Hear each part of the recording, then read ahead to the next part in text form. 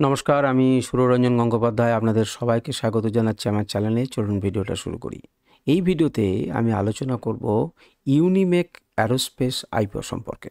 অর্থাৎ এই আইপিওটি অ্যাপ্লাই করা যাবে কি না, এই কোম্পানিটি কি করে, কেমন রেভিনিউ জেনারেট করে, এর ভালো দিক কোনগুলো, এর খারাপ দিক কোনগুলো, এবং এর জিএমপি অর্থাৎ জিএমপি মিলিয়ে প্রবাবল লিস্টিং ভ্যালু কত হবে, সাবস্ক্রিপশন রেট কেমন, এই সমস্ত কিছু নিয়ে ডিটেলে আমরা কিন্তু আলোচনা করব এই ভিডিওতে।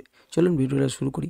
প্রথমেই আমরা যখন কোনো ব্যবসাতে ইনভেস্ট করব, আইপিও করা মানে কিন্তু আপনি ব্যবসাতে ইনভেস্ট করতে চাইছেন, শুধু এমন নয় যে আপনি কিনলেন এবং তারপর একটু লাভ হলেই বেরিয়ে গেলেন। সাধারণত আইপিওতে আসে লোকে ইনভেস্ট করার জন্য। তো দেখুন, আইপিওতে যখন আপনার ব্যবসাতে যখন আপনি ইনভেস্ট করছেন, তখন সেই কোম্পানিটি সম্পর্কে কিন্তু আপনাকে জানতে হবে। তো ইউনিমেক অ্যারোস্পেস এই কোম্পানিটি কি করে? ইঞ্জিনিয়ারিং সলিউশন প্রোভাইডার, সলিউশন দেয়। কি কি সলিউশন করবে, কিসে দেবে? না, এসেনশিয়াল পার্ট তৈরি করে, এসেনশিয়াল যন্ত্রপাতি তৈরি করে। কোন কোন সেক্টরের ক্ষেত্রে? ইন্ডাস্ট্রির ক্ষেত্রে, অ্যারোস্পেসের ক্ষেত্রে, ডিফেন্সের ক্ষেত্রে, এনার্জি ক্ষেত্রে এবং সেমিকন্ডাক্টর ইন্ডাস্ট্রির জন্য বিভিন্ন এসেনশিয়াল কম্পোনেন্ট তৈরি করে এবং তাদেরকে সাপ্লাই করে, যেমনটি চায় তেমনটি। এবারে আরও ডিটেল আমরা একটু ঢুকি যে স্পেশালি কোন কোন ক্ষেত্রে কাজ করে। স্পেশালি এইগুলোর মধ্যে আবার arrow tooling, ground support equipments and other precision engineered প্রোডাক্টের জন্য কাজে লাগে।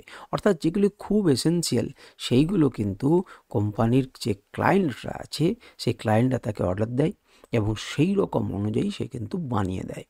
দ্য কোম্পানিজ পোর্টফোলিও ইনক্লুডেড কী করছে? Item such as engine lifting, balancing beams, assembly, calibration tool, airframe assembly, অর্থাৎ হাই প্রেসিশন কম্পোনেন্টস মেকিংয়ে এরা কিন্তু সিদ্ধস্ত এই কোম্পানি। এখন সিদ্ধহস্ত, তাহলে এদের ব্যবসা কি কেবলমাত্র আমাদের ছোট দেশে ছড়িয়ে রয়েছে বা ছোট ছোট দেশে রয়েছে বা আমাদের মতো ইন্ডিয়াতে ছড়িয়ে আছে, না বিদেশে ছড়িয়ে আছে, বড় ক্লায়েন্ট আছে? সেই সমস্ত কিছু আমাদেরকে জানতে হবে। তো অর্থাৎ গ্লোবালি কোম্পানিটির নাম করেছে কি না, না কেমন কি ব্যবসা করে। তো দেখুন কি বলছে, না client base includes leading global airframe, globally এবং অ্যারো ইঞ্জিন ও ইএম কথাটির অর্থ কি? Original equipment manufacturer. তো গ্লোবালি কিন্তু নাম করেছে এবং ক্লায়েন্ট বেস কোম্পানি, এটা একটা ক্লায়েন্ট অর্ডার দেয় এবং তারা তৈরি করে দেন। এবং কোথায় কোথায় বললেই তো হবে না, কোন কোন জায়গাতে রয়েছে? না ইউএস, জার্মানি এবং ইউকে এর মতো দেশগুলোতে কিন্তু এই কোম্পানির কাস্টমার কিন্তু গ্লোবালি ছড়িয়ে রয়েছে এবং ব্যবসাপত্র দেয় এবং বেশিরভাগ ব্যবসায় কিন্তু বিদেশে হয়। এবারে রেভিনিউ কেমন জেনারেট করতে পারছে? নাম করেছে, সব করেছে জানি, কিন্তু রেভিনিউ জেনারেট করতে পারছে কি? দেখুন 2022-এর যে হিসেব আমাদেরকে বিভিন্ন ব্রোকাররা দিয়েছেন, তাতে দেখা যাচ্ছে 36 কোটি টাকা তার কি হচ্ছে রেভিনিউ। সেখানে 94 কোটি টাকা কি হচ্ছে 2023-এ রেভিনিউ জেনারেট করতে পেরেছে। অর্থাৎ দেখুন 2 গুণের বেশি সে কিন্তু জেনারেট করেছে, প্রায় 3 গুণের কাছাকাছি, এবং 2.5 গুণ তো বটেই। 2024-এ 209 কোটি টাকা, প্রায় ডবল করে ফেলেছে, ডবলের থেকে বেশি করে ফেলেছে ইতিমধ্যেই সে রেভিনিউ জেনারেট করেছে।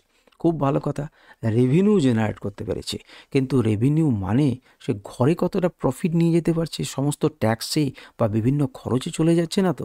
তো দেখুন, তার জন্য আমরা কিসের হিসেব দেখব? আমরা দেখব প্রফিট আফটার ট্যাক্স, অর্থাৎ প্রফিট কত দিল সমস্ত ট্যাক্স, সমস্ত খরচা বাদে। প্রথম ইয়ারে অর্থাৎ 2022-এ আমাদের হিসেব অনুযায়ী যেখানে 3 কোটি টাকার একটু বেশি প্রফিট ছিল, সেটা প্রায় 7 গুণ মতো, 6 গুণ 7 গুণ বাড়িয়ে নিল 2023-এ 22 কোটি টাকা। সেখান থেকে প্রায় 2.5 গুণের বেশি বাড়িয়ে নিল কোথায়? না 2024-এ এখনও পর্যন্ত 58 কোটি টাকা। অর্থাৎ কোম্পানিটির গ্রোথ কিন্তু ভালো, এই নিয়ে কোনো সন্দেহ নেই। তাহলে কোম্পানিটি এসেনশিয়াল জিনিস তৈরি করে, যেগুলো না হলেই চলবে না ভালো ভালো সেক্টরের ক্ষেত্রে। দ্বিতীয় নাম্বার হচ্ছে ক্লায়েন্ট, বাইরের ক্লায়েন্টস রয়েছে, ব্যবসা গ্লোবালি রেনাউন্ড কোম্পানিতে পরিণত হয়েছে। সুতরাং এই কোম্পানিটির গ্রোথও ভালো, সেই জন্যই কিন্তু বড় বড় লোকেরা এখানে কিন্তু আসছে, বা কোয়ালিফাইড ইনস্টিটিউশনাল বায়ার্স যারা, তারা কিন্তু আগ্রহ প্রকাশ করেছেন। আমরা একটু পরেই সেটা দেখব। দেখুন, শুধু ভালো জিনিস দেখলেই হবে না, এই কোম্পানির রিস্ক কী, অর্থাৎ কোম্পানিটিতে কি হবে। কোম্পানিটির রেভিনিউ মেনলি আসছে অ্যারোস্পেস সেক্টর থেকে, specially from manufacturing arrow engine tooling and air frame tooling. এই জন্যই কিন্তু আমি ডিটেলে আপনাদেরকে ওই জায়গাটা বললাম যে অ্যারো ইঞ্জিন টুলিং এবং কিন্তু এয়ার ফ্রেম টুলিং থেকে আসছে এই এই সেক্টরটা কন্ট্রিবিউট করছে 99%, 94%, 95%। কখন? 24, 23 এবং 22 ফিনান্সিয়াল ইয়ারে রেসপেক্টিভলি। অর্থাৎ দেখুন ম্যাক্সিমাম আসছে একটি নির্দিষ্ট সেক্টর থেকে। তো একটু নির্দিষ্ট সেক্টর থেকে গেলে রিস্কের কী আছে? হ্যাঁ, রিস্ক আছে। যখন একটা নির্দিষ্ট সেক্টর থেকে আসবে এবং সেই সেক্টরে যদি কোনো রকম অ্যাডভার্স ডেভেলপমেন্ট হয়, যদি কোনোভাবে সেটা ফেল করে যায়, তাহলে কিন্তু কোম্পানিটি দ্রুত তার রেভিনিউ প্রচুর কমে যাবে। সেই জন্যই বলা হচ্ছে any adverse development in this sector could negatively affect the companies business and operations and financial condition. তবে তারা নিশ্চয়ই নিজেরা ভাবনা চিন্তা করেন এবং এটি একটি সলিড সেক্টর, যেহেতু তার উপরেই এদের টোটাল ব্যবসাটা রান করছে। এটা জেনে রাখা আমাদের উচিত। কোম্পানির রেভিনিউ নির্ভর করে টপ 10টা কাস্টমারের উপরে।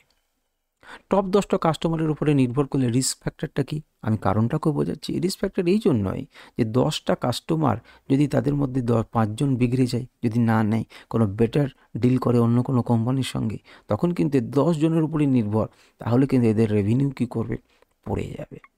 10টি কাস্টমারের কাছ থেকে মেন ব্যবসা তাদের আসে।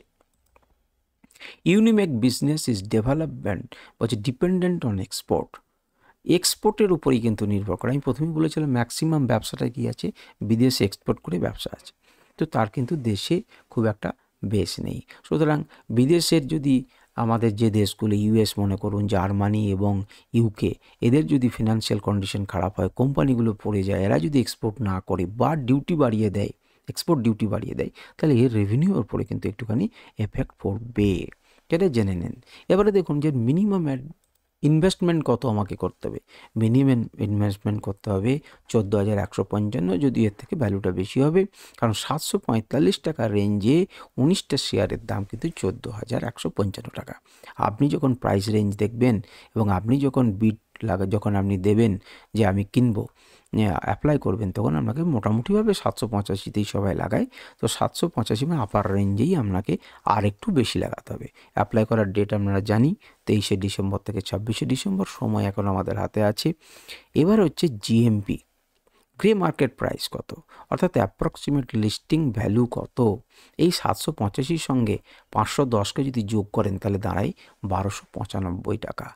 বলছে জিএমপি, মার্কেটের গবেষকরা বড় বড় জিএমপি যারা হিসেব করেন তারা বলছে যে মোটামুটিভাবে 64% গেনে লিস্টিং হতে পারে কোম্পানিটি। আপনি বুঝতেই পারছেন 1295 লিস্টিং হতে পারে, এবং সেটাও কিন্তু আমরা ডাটা যেটা নিয়েছি খুব তাড়াতাড়ি ডাটা নিয়েছি, অর্থাৎ এখনও কিন্তু সময় রয়েছে। আজকেই মনে করুন আপনারা 24 তারিখে ভিডিওটা দেখবেন, আমি 23 তারিখের দিকে ধরুন এটাকে রেকর্ড করছি। সুতরাং বুঝতেই পারছেন যে এখানে কিন্তু এখনও পর্যন্ত আমাদের সময় রয়েছে, এবং জিএমপিটা হয়তো বাড়া কমা হতে পারে, হয়তো বাড়বে। সাবস্ক্রিপশন রেট দেখুন 23 তারিখে সন্ধ্যে 6টা পর্যন্ত সাবস্ক্রিপশন রেট। প্রথমেই দেখুন কোয়ালিফাইড ইনস্টিটিউশনাল বায়ার্স, এরা কিন্তু সব থেকে কোয়ালিফাইড, পড়াশুনো জানা এই ইনস্টিটিউশনাল বায়ার্স, তারা কিন্তু অ্যাপ্লাই করেছে। তাদের যে 1 গুণ করতে পারে তার থেকে 2.5 গুণ তারা অ্যাপ্লাই করেছে।